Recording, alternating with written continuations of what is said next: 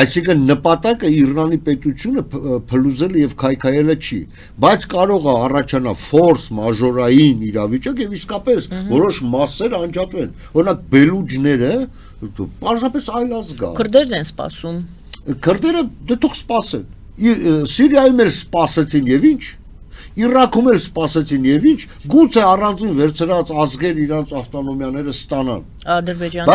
Ադրբեջանը։ Հա? Ադրբեջանն ինչ, Ադրբեջանը։ Այսինքն մասնատվի այնուամենայնիվ կարծում եք։ Ես ասում, եթե անգամ ֆորս մաժորային իրավիճակում մասնատվի, մենք արդեն վերլուծում ենք մի փազլ անցանք առաջ, եթե չի կարա մասնատվի իրական մասնատություն չի կարա լինի։ Կարող է լինեն ավտոնոմիայի ինչ-որ հայտնում, այ ոնց որ Իրաքում։ Սա մեծ process է, օրինակ կոնկրետ քրդերի հարցը լրիվ այլ է։ Քրդերի հարցը կլուծվի այն ժամանակ, երբ որ Թուրքիայի քրդերը ոտի կայնեն։ Թուրքիայի քրդերի ոտի կանգնումից է կախված Սիրիայի, Իրաքի եւ Իրանի քրդերի միավորումը։ Ես նախաբանում ասացի, որ վերլուծաբանները հանգել են այն եզրակացության, որ Թուրքիայի եւ Իսրայելի միջև պատերազմը անխուսափելի է։ Կարծում եք, շատ լավ եք ընդգծում։ Թուրքիայում եւ շատ լավ եք ընդգծում։ Իսրայելը այդքան միամիտ չի, ոչ էլ իր դաշնակից Ամերիկայի Միացյալ Նահանգները, որ թույլ տա Թուրքիայի եւ Իսրայելի պատերազմ։ Իրան կարող է գա մի հատ պա, այ ոնց որ Իրանին չափալախ տվին, չէ, մի երկու հատ բանով բունկերներն էլ տրաքցրին, մի երկու չափալախ էլ հրթիռներով տան Թուրքիային, մի երկու չափալախ, բայց իրանք չեն ուզենա, որ այդ 1,5 միլիոն բանակը ինչ-որ կոնկրետ գործի անցնի, Թուրքիան եւս քայքայվելու է ներսից, այ եթե դուք նկատել եք, արդեն երկրորդ օրն է, Թուրքիայում մեծ ցույցեր են ետում, պահանջներով, ասենք, որ Էրդողանը հրաժարական տա։ Նայ, դա այն այսբերգի են վերևի սառցաբեկորեն վերևի մի փոքրիկ մասը ցույց տալու, որ ցասումները սկսել են։ Հանդե հələ քրդական հարցը հələ պահում են կապարիչի տակ։ Երբ որ այդ պետք եղավ, այսինքն Թուրքիան ժամանակ չի ունենա Իսրայելի հետ կռվելու։ Այսինքն ինքը պետք է իր ներսի 20-25 միլիոնանոց, ասենք, քրդերի հետ հələ հարցը լուծի։ Որը սահմանակից այդ իրանց տարածքները, չէ, սահման նույն Իրանի հետ։ Այսինքն ոնց են պատկերացնում Իրանի փլուզումին, եթե Իրանում գնաց այնուամենայնիվ գնաց փլուզման process-ը, հաստատ ուրեմն իմացեք, այդ փլուզումը գնալու է նաև Թուրքիայում եւ Ադրբեջանում։ Թալիշական գործոնով ոչ մեկ հələ չի հանել, ոչ էլ լեզգինների։ Ոչ մեկ հələ չի հանել, որովհետեւ այս անգամ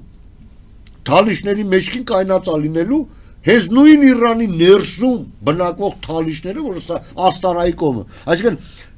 լուրջ process-ներ։ Դուք կարծում եք այդ ճաքը կարող է խորանալ այո, իհարկե, ուրեմն միայն Իրանով չի լինի։ Եվ Իրանով չլինի։ Հստակ ասեմ ձեզ, այո, ես էմոցիոնալ եմ։ Այո, ես չեմ կարա այլ կերպ։ Ինչի համար։ Մեկ կարճ փոքրիկ օրինակով բերեմ, որպեսզի նայողը հասկանա իմ վիճակը, հոգեվիճակը։ Մենք ունենք այսպեսի մի հերոս, երիտասարդ 19 տարեկան Ռոբերտ Աբաջյան։ Ինքը զոհվեց, չէ՞։ Ինքը մարտական դիրքերի մեջ էր, ինքը պատերազմի մեջ էր։ Ոնց է կարծում, ինքը հեռախոսով երբ որ խոսում էր հրամանատարության հետ, ինքը հանգիստ էր խոսում, թե էմոցիոնալով, հայոյելով։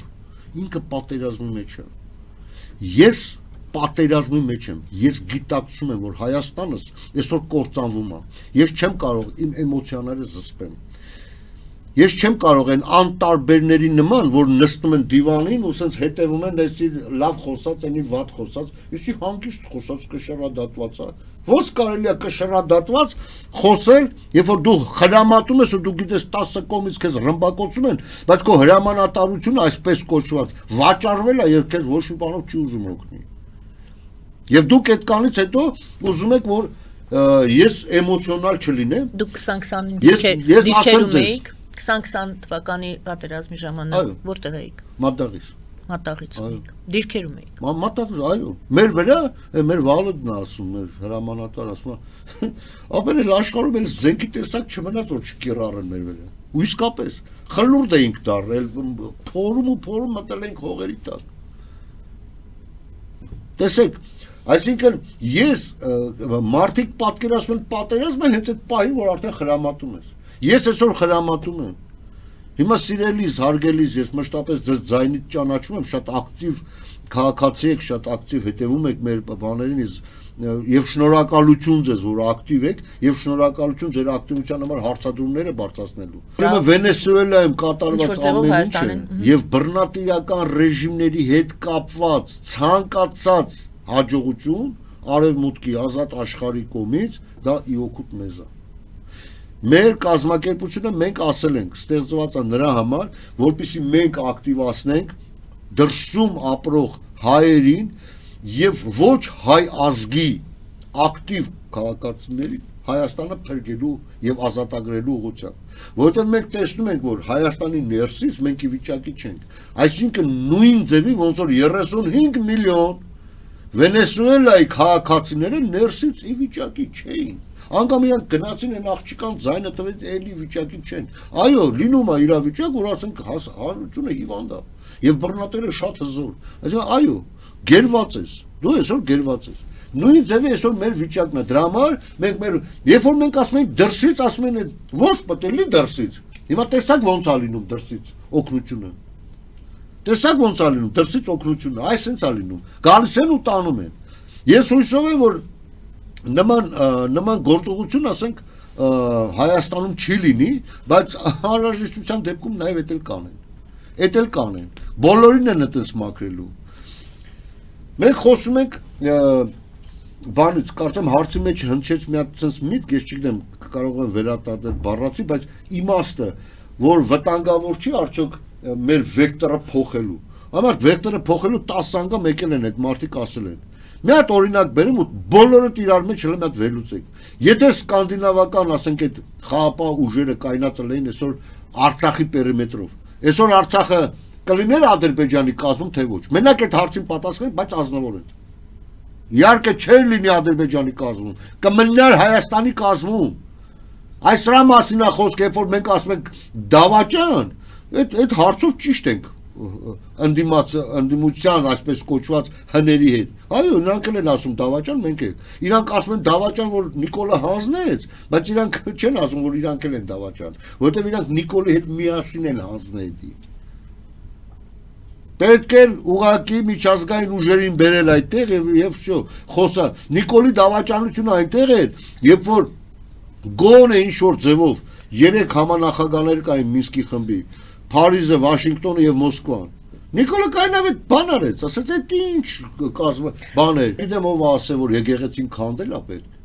Ես չգիտեմ, որ դու հնարեց ինքը։ Իմ բերնից այդ բառը չգնաց։ Իմ բերնից գնաց հետեւյալը, որ եթե եկեղեցիում իշխող ռուսական գործակալների դեմը առնում ես, այսինքն հեռացնում ես, ապա քաղաքացիական կյանքում էլ եղած գործակալների դեմը առ։ Այսինքն քաղցկեղը չի կարելի առանձին հատվածով ուղղակի կտրել եւ ասել սա քաղցկեղ է։ Քաղցկեղ ասելով դուք սպասավորներին նկատի ունեք, ոչ թե եկեղեցին։ Ես նկատի ունեմ բոլոր ռուսական գործակալներին եւ առհասարակ արտաքին այլ երկրների գործակալներին մաքրել Հայաստանից։ Եթե նա կլինի հիմա սպասավոր, նա կլինի վեհապար, նա կլինի նախկին վարչապետ, թե նախկին նախագահ, կապ չունի, քաղցկեղ է դա։ Մեր Հայաստանը կործանող քաղցկեղ է։ Եթե անգամ եկեղեցու կեսից շատին պետքա կալանավորես, ուրեմն պիտի կալանավորես։ Այսինքն սենց այս մարդու ասածով դու սա գալիս ես։ Ախպեր, թող եկեղեցին մնա KGB-ի տիրապետության տակ, այսինքն սատանայի տիրապետության, միայն թե թող մնա։ Ոնց եթե սատանան է տիրում եկեղեցու։ Եթե սատանան է տիրում, ես այնքան շատ են ուղեղները լվացել մեր ժողովրդի, երբ որ մի հատ առողջ բան ես ասում, ինքը դրա մեջ գտնում է եկեղեցու դեմ, իսկ ով ասեց, որ եկեղեցու դեմ եմ ես։ Եկեղեցին ես եմ, եկեղեցին դու ես, եկեղեցին մենք ենք, հայ ժողովուրդն է։ Հիմա տեսեք, ես ունեմ, իմ կյանքը ունի երկու բաղադրիչ մաս։ Մեկը նյութականը, որը ես վարչապետ եմ ընտրում, նախագահ եմ ընտրում, իմ կյանքն է, իմ շենքի ջրատար խողովակներն են, իմ կյանքն է, իմ աշխատանքն է, իմ եկամուտն է, այսինքն դա նյութական մասն է։ Մյուսը հոգևոր մասն է։ Հիմա, երբ որ այդ նյութական մասում բարձաբանվում է, որ այս ինչը գործակալ էր եւ գործել է ի օգուտ այլ պետության, այդ ժամանակ քաղաքացին բա իրավունք ունի, բա պետք է հելլի ապստամբի, բա այս ինչ ես արել։ Մենք քեզ ընտրել ենք միջին կարգով, ասենց ասենք, կեղծել ես, թե ինչ ես արել, դու ես ղեկավարը, փոխանակ մեր մասին մտածես, ուրիշ պետության մասին ես մտածել։ Այսինքն այդ դեպքում մենք պարտավոր ենք հելլենք ոտի եւ ապստամբենք։ Բայց որ իմ հոգեվոր աշխարհը հանձնված է խումբ մարդկանց, որ ես գոնե այնտեղ հոգեվոր, ասենք, իմ հանգստությունը գտնեմ, լիցկավորվեմ, որ կարողանամ նյութական աշխարհում պայքարեմ, եւ պարզվում է այդ հոգեվորն էլ է պեղծված։ Այսինքն ինձ տանում են այլ ուղղությամբ։ Այսինքն այդ հոգեվոր բաները, լիդերները, երբ որ պարլամենտը գնդակը արեցին, իրանք չհելան ասեն, մենք առաջնորդ ենք, ես էլ ղողանջում ենք զայները, ես ինչ արեցիք արա։ Այդ ժամանակ չեն ասում։ Բայց հիմա եկեղեցուն չկպնեք, բա եկեղեցին թողել էր առաջնորդ էր։ Ինչի չառաջնորդ էր։ Եկեղեցին չպետք է առաջնորդ էր, եկեղեցու սպասավորը պետք է առաջնորդ էր։ Ահա, ես իրանց լեզվով եմ խոսում։ Նույնականացնում եմ այդ սպասավորին եկեղեցու հետ։ Ատենց է, ատենց չի։ Այսինքն այդ սպասավորները ժամանակին ծառայելով ռուսական գործակալներին, իրանք չէին կարա դուրս գային փողոց եւ ասեին ռուսական գործակալական ցանցը գլխատեց ազգային ժողովը։ Որպեսզի այս ամենը մենք ավարտում ենք մեր հաղորդումը, այս ամենը պարզ լինի, երևի Արցախի համար թող մի հատ հելլեն բողոքեն այդ սպասավորները։ Փրկությունը մի բանի մեջ է։ Մեր ծրագրերի Հայաստանի ազատագրության համաշխարհային կազմակերպության ղեկավարությամբ Հայաստանը բերենք անկախության, իրական անկախության։ Եվ այս անգամ կմաքրենք։ Ու ամեն մի էսենց հարց տվողին մի հատ հարց կտանք, կասենք հələ մի հատ տարանջատի։ Ինչա KGB-ի կամ ՑՌՈ-ի գործակալը կապ չունի թե որ երկրի։ Լինի քո հոգևոր առաջնորդը եւ ոնց ես դու պատկերացնում եկեղեցու մաքրումը կամ պետք է մաքրել թե պետք չի։